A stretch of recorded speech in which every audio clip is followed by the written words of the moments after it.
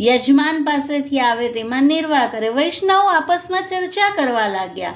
આ બ્રાહ્મણી માટે શ્રી આચાર્યજી ભગવત સેવા કેમ પધરાવી છે? કચ્છું આચાર સમજતી નથી, દ્રવ્ય નથી. અમારા માથે પધરાવે તો અમે ભલી ભાંતિ સેવા કરીએ.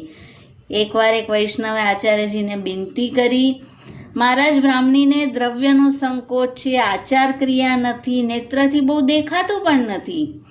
તો શ્રી ઠાકોરજી કોઈ બીજા વૈષ્ણવ માથે પધરાવી દેવો તો સેવા ભલી ભાંતિ થાય.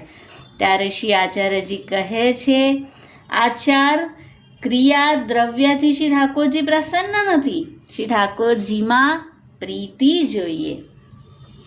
અને બ્રાહ્મણીની પરમ પ્રીતિ છે. જેવું તે કરે છે તેવું શ્રી ઠાકોરજી માની લે છે. પાછે આપ યમુનાજીથી સંધ્યાવંદન કરી પધારતા હતા. બ્રાહ્મણીના ઘરે જઈ નીકળ્યા.